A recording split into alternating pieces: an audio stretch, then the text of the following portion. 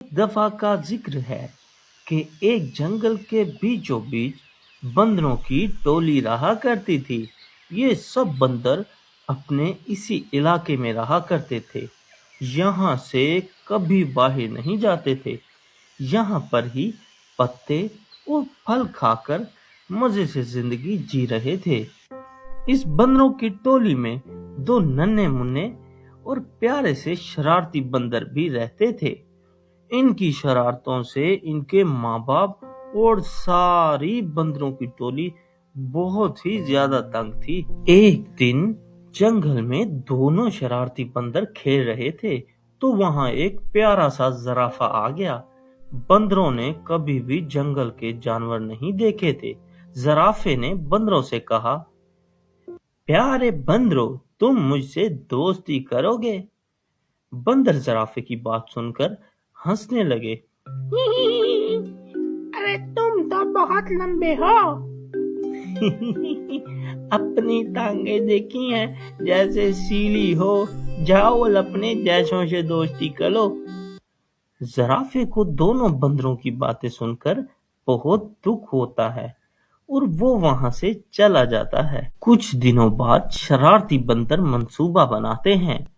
अरे मेरा दिल कर रहा है सारे जंगल की सैर करूं। हाँ, दिल तो मेला भी कर रहा है, लेकिन हमें चुप करके जाना होगा। हमारे मामा बाबा वरना हमें नहीं जाने देंगे।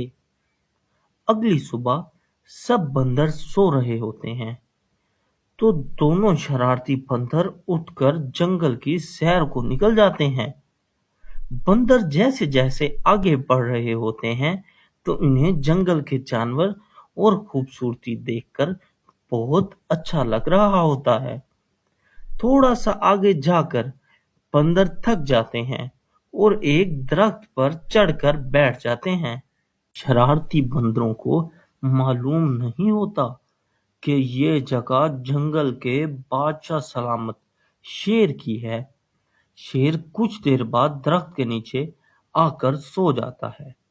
दोनों शरारती बंदर अपनी शरारतों में मगन होते हैं, एक दूसरे को फल मार रहे होते हैं, तो वो फल जाकर शेर के मुंह पर लगता है।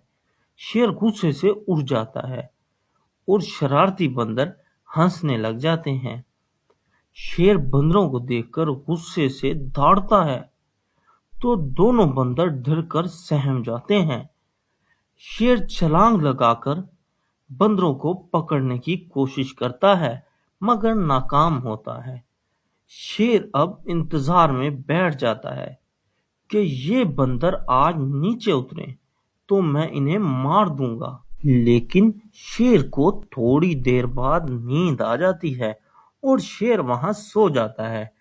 तो वहां एक जराफा आता है और बंदरों को कहता है, चुप करके मेरी पीठ पर बैठ जाओ, मैं तुम्हारी जान बचाने आया हूँ। बंदर जराफे को देखकर पहचान जाते हैं कि हमने तो इस जराफे का बहुत मजाक बनाया था और बहुत शर्मिंदा होते हैं। फिर जल्दी से दोनों बंदर जराफे की पीठ पर बैठ जाते हैं और जराफा इन्हें वहां से बंदरों की टोली के पास ले जाता है। बंदर अपने इलाके में पहुंचकर जराफे से माफी मांगते हैं और इसका शुक्रिया अदा करते हैं।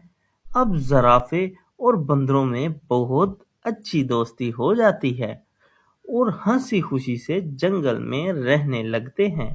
तो देखा बच्चों, हमें कभी भी किसी का भी मजाक नहीं उड़ाना चाहिए और ना ही किसी को बुरा भला कहना चाहिए।